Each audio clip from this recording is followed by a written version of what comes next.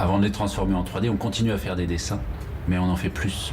Et on essaie de dessiner toi et puis tes copains sous tous les angles possibles de dos et d'avoir à chaque fois les mêmes dessins. Et ensuite on passe à la couleur parce que Sampé n'avait pas fait beaucoup de couleurs.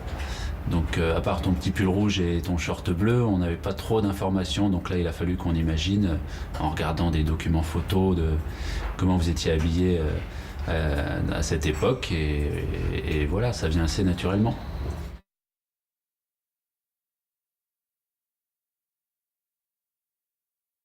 Non, ça va pas être pareil. Vous êtes tous assez petits, mais évidemment, toi, tu as des gros épis noirs de cheveux sur la tête. Alceste, il est un peu plus rond et il mange.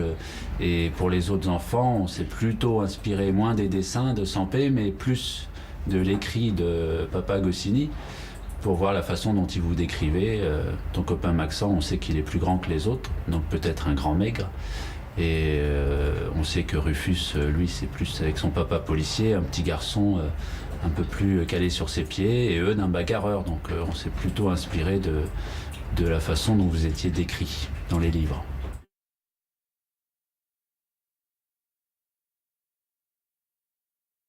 C'est vrai, on a beaucoup travaillé sur l'animation et sur les démarches que vous aviez pour avoir tous une démarche très identifiable. Même en tout petit, même en contre-jour, on est censé pouvoir reconnaître qui marche ou qui court, juste avec la façon dont on se déplace.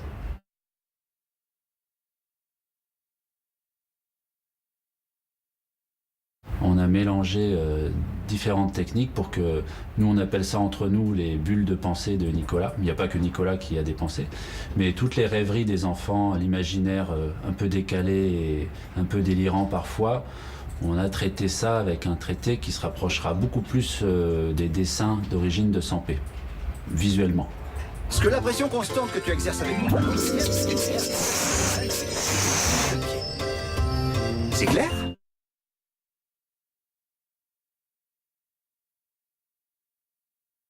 On est des copieurs.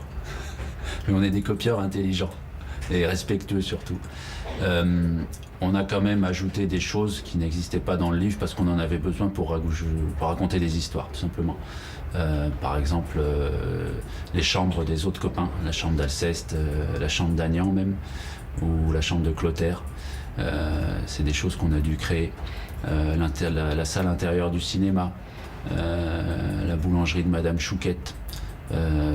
Tout ça, c'est des décors dont on parle éventuellement dans les livres, mais dont on ne les voit pas vraiment. Donc là aussi, on a dû imaginer en essayant de garder un respect pour avoir une sorte de cohérence de lieu et d'univers.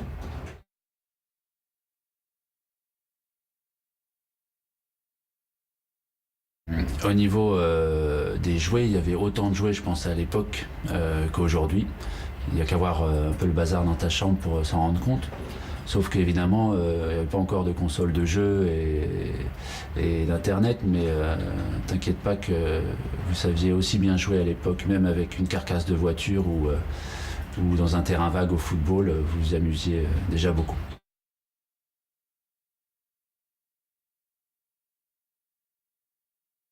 Non, on n'est pas vraiment dans ce registre-là, monstre, mais on rigole beaucoup. Et c'est surtout basé sur la comédie et les rapports qu'il y a entre les enfants et les adultes.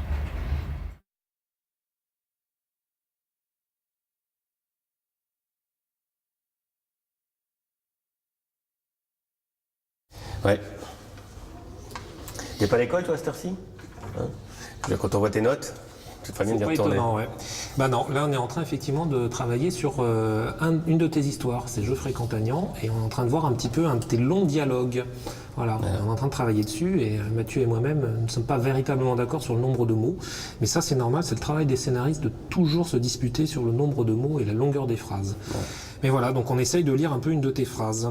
Et là, je trouve que cette phrase est un peu longue. Vas-y, réessaye Mathieu. Il est fou celui-là, il passe toutes ses récrés à lire ses leçons, il veut jamais jouer avec nous. Là je mettrais un point, je dirais. En plus, à chaque fois qu'il y a un docteur qui vient à l'école, il se roule par terre et hurle. Et pour le calmer, la maîtresse doit lui mettre la tête sous l'eau. Et en plus, on peut pas lui donner des baffes parce qu'il a des lunettes. Ouais, donc là, il pense que si tu fais 2 phrases au lieu d'une, ce sera plus simple à dire. Ça marchera mieux, c'est sûr.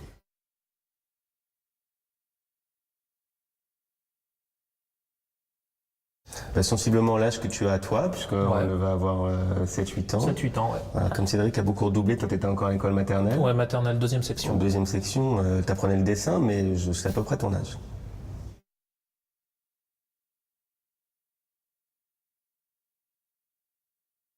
Donc on était effectivement 3, Mathieu, Alexandre et moi-même. Et c'était amusant parce qu'on avait l'impression de renouer avec un copain d'enfance, puisque c'était un livre qu'on avait lu donc il y a très longtemps et donc on était très heureux de s'y replonger.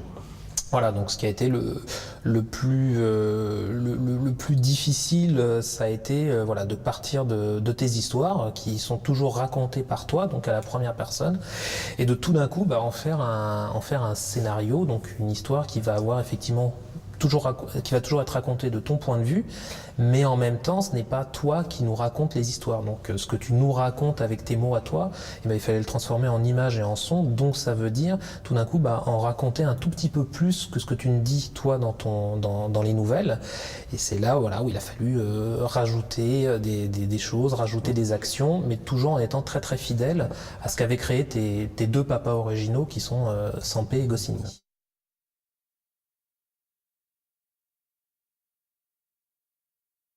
Des histoires d'enfants, des bêtises que font les enfants, qu'on soit en 1920, en 1960 ou en 2072, ce sera toujours la même chose parce que les enfants vivront toujours les mêmes émotions, toujours un petit peu, voilà, les choses que c'est ça qui est assez universel. Une bêtise d'enfant, c'est universel. Et puis c'est vrai, au-delà de la blague sur l'époque, c'est vrai que nous on a grandi dans les années 70 et que les années 70, il n'y avait pas encore la télévision comme aujourd'hui, il n'y avait pas les ordinateurs, il n'y avait pas les iPods, il n'y avait pas les téléphones portables. Donc au fond, on était dans un monde qui n'est pas si éloigné que le monde des années 50-60, puisque c'est une série qui est censée se passer dans les années 60.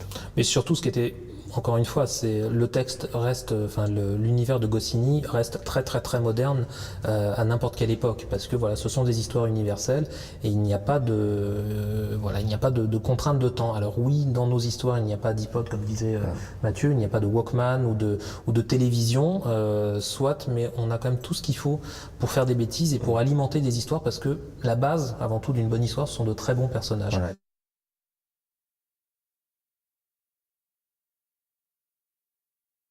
Les rapports entre copains, la récré, le rapport avec la maîtresse, le rapport avec les parents, c'est au fond des situations qui ont assez peu évolué, qui sont de tout temps, de toute époque. Le fait qu'on est amoureux d'une fille qui n'est pas forcément amoureux de vous, on n'ose pas lui dire, on se dispute avec les copains, un 0. On joue au foot, on a des mauvaises notes. Donc voilà, autant de choses que nous avons tous vécues et que d'autres enfants vivront après nous, je pense.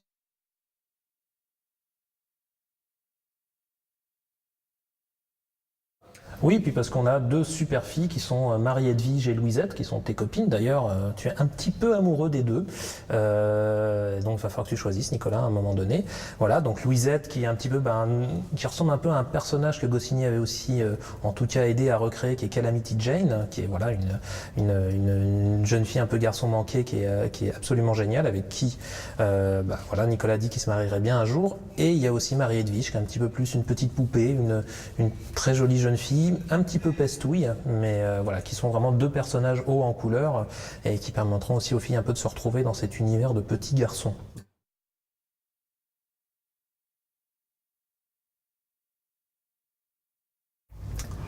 Vas-y, commence. C'est difficile. Moi, c'est vrai que j'ai un petit faible pour toi, pour Nicolas, parce que c'est vrai que toutes les histoires, à force d'avoir écrit toutes ces histoires qui te sont arrivées, de parler pour toi, c'est vrai qu'à un moment, on s'identifie beaucoup à ce personnage.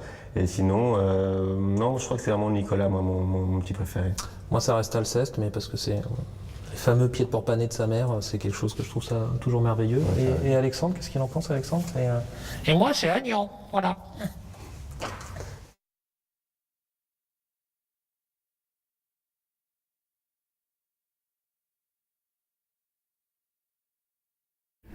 Elle est née d'une rencontre entre Anne Goscinny, qui est la fille de René Goscinny, Et moi-même, on se connaît déjà depuis de longues années. Et en fait, j'avais travaillé sur Astérix et les Vikings, qui est un film d'animation que tu as dû aller voir au cinéma. Et donc, je connaissais Anne de cette aventure-là et d'autres aventures aussi de par le passé. Et Anne, donc, on s'était parlé depuis longtemps d'adapter tes aventures en série d'animation. Et puis donc on s'est parlé et on s'est longtemps parlé et on s'est mis d'accord et on a donc décidé de travailler ensemble à cette adaptation. Donc avec tout ce qu'il faut faire pour assembler des financements pour aller lancer une aventure comme ça, parce que ça coûte beaucoup d'argent d'aller faire un dessin animé, et puis d'aller aussi trouver les bons partenaires pour mettre en image tes aventures. Et c'est comme ça que je suis allée voir mon ami Aton et que je lui ai demandé de m'aider dans cette aventure en mettant son studio d'animation au service du petit Nicolas.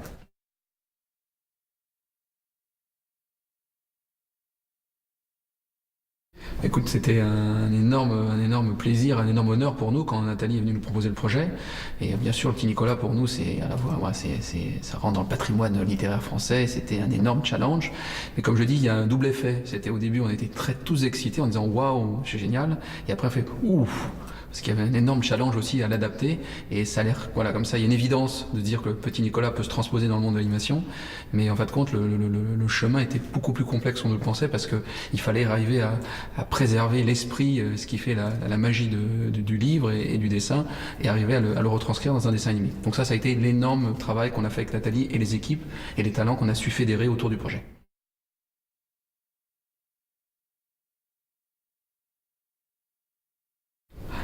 Ah, ça c'est une très bonne question parce que c'est vrai que quand on voit les dessins de Jean-Jacques Sampé, c'est une ligne très simple, une ligne très graphique, et on s'est vraiment posé la question en disant comment on va pouvoir adapter cette ligne si forte sans trahir finalement ce dessin. Et donc ce qu'on a fait, c'est qu'on s'est dit bon, on va avoir beaucoup de mal à reprendre exactement ce trait, et ça va pas aussi être complètement évident par rapport au dessin animé qui existe aujourd'hui, d'avoir ce trait très simple en noir et blanc. Donc on s'est dit ok, je pense qu'il y a des choses intéressantes qu'on peut prendre dans l'esprit du petit Nicolas et dans les dessins, mais on va essayer de les transposer, de les adapter en utilisant pour ça la 3D.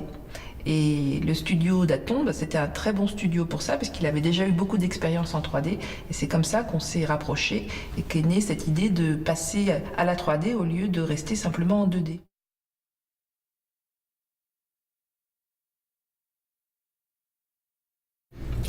Oui, on a très envie, et donc on est d'ailleurs en train d'y travailler pour créer une suite, et on a vraiment très envie que tes épisodes continuent au-delà de 52 épisodes et qu'on fasse plein de choses, des films d'animation, d'autres séries, plein de choses qui vont arriver très bientôt grâce à toi.